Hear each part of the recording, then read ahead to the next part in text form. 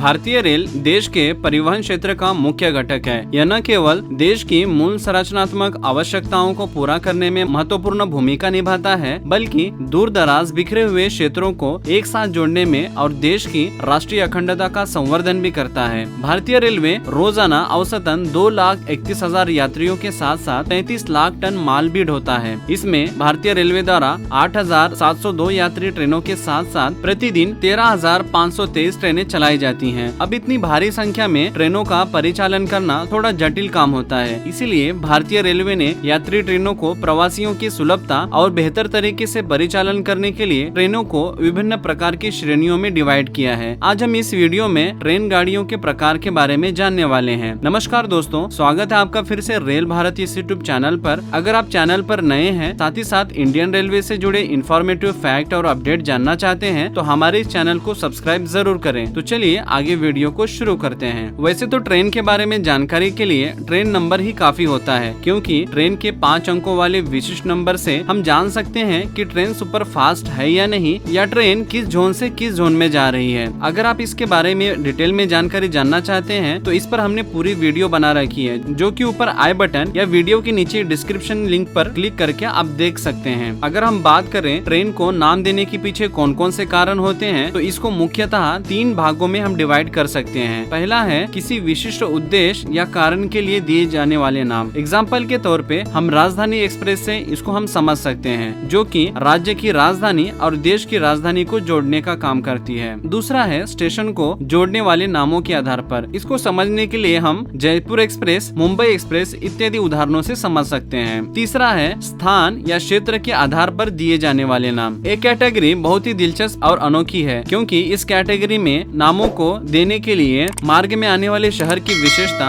विविध दिशाओं, नदियों, व्यक्ति विशेष, पार्क या पहाड़ों, रानी और राजाओं, इन सब चीजों से जुड़े हुए नाम दिए जाते हैं। इसको आप चंबल एक्सप्रेस, काजीरंगा एक्सप्रेस या golden temple express in example से बेहतर तरीके से समझ सकते हैं। इस वीडियो में हम कैटेगरी 1 यानी किसी विशिष्ट उद्देश्य या कारण के लिए ट्रेनों को दिए जाने वाले नाम के बारे में जानने वाले हैं। पहला है वंदे भारत एक्सप्रेस। ये भारत में बनी पहली सेमी हाई स्पीड ट्रेन है। इसे 15 फरवरी 2019 को प्रधानमंत्री नरेंद्र मोदी द्वारा हरी झंडी दिखाई गई थी। इस ट्रेन में वाईफाई, स्नैक टेबल, सीसीटीवी कैमरे, हाइड्रोलिक प्रेशर वाले दरवाजे, आग और धुएं को पहचान कर आग को बुझाने वाली उन्नत प्रणाली जैसी सुविधाओं से ये ट्रेनें लेस होती हैं। यह ट्रेन पूरी तरह से वातानुकूलित होती है और सिर्फ दिन के समय में ही ट्रैवल करती है। इसकी अधिकतम स्पीड 200 किलोमीटर प्रति घंटा होती है। इसके एग्जाम्पल के लिए Varanasi junction new Delhi Vande Bharat express और न्यू दिल्ली श्री माता वैष्णो देवी काटरा वंदे भारत एक्सप्रेस से आप समझ सकते हैं।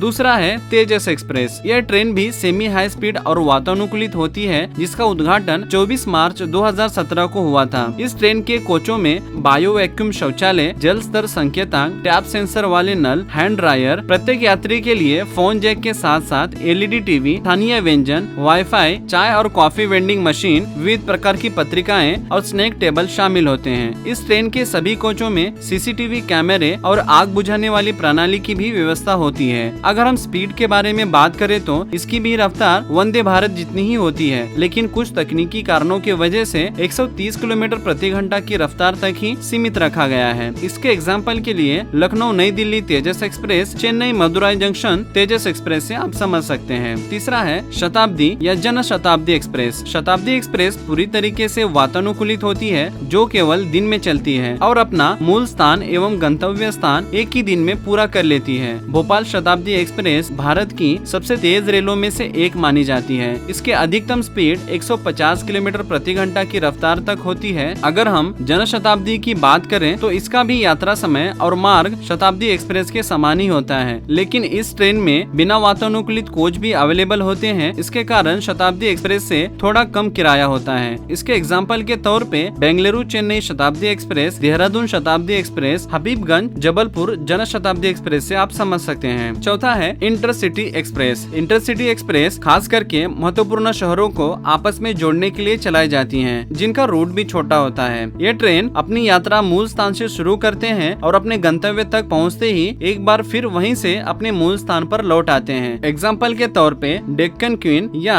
बिलासपुर नागपुर इंटरसिटी एक्सप्रेस से आप समझ सकते हैं। पांचवा है राजधानी एक्सप्रेस। ये रेलगाड़ी भारत के के मुख्य शहरों को, खास करके राज्यों के राजधानियों को सीधे राजधानी दिल्ली से जोड़ती है, इसीलिए इसे राजधानी एक्सप्रेस कहते हैं। ये भारत की सबसे तेज रेलगाड़ियों में शामिल है, जो कि लगभग 130 से 140 किलोमीटर प्रति घंटा की रफ्तार से अपना सफर तय करती है। इसकी शुरुआत 1969 में हुई थी। इसके एग्जाम्पल के तौर पे जम्मू तावी राजधानी एक्सप्रेस, बेंगलुरु राजधानी एक्सप्रेस या अगस्त क्रांति एक्सप्रेस से आप समझ सकते हैं। तो ये थे इंडियन रेलवे के अंडर चलने वाली ट्रेनों के प्रकार और उसकी सुविधाओं के बारे में। इसमें और भी प्रकार हैं, जैसे कि हमसफर एक्सप्रेस, दुरंतो एक्सप्रेस, गरीब रथ या जनसाधारण एक्सप्रेस। इसके बारे में हम अगले वीडियो में जानकारी लेंगे। अगर आपको इस वीडियो से कुछ नई जानकारी मिली है तो वीडियो को लाइक, कमेंट और चैनल को सब्सक्राइब करना ना भूलें। मिलते हैं ऐसी एक नई इन्फॉर्मेटिव वीडियो के साथ। तब तक के लिए आप अपना ख्याल रखें। धन्यवाद आपका पूरा वीडियो देखने के लिए।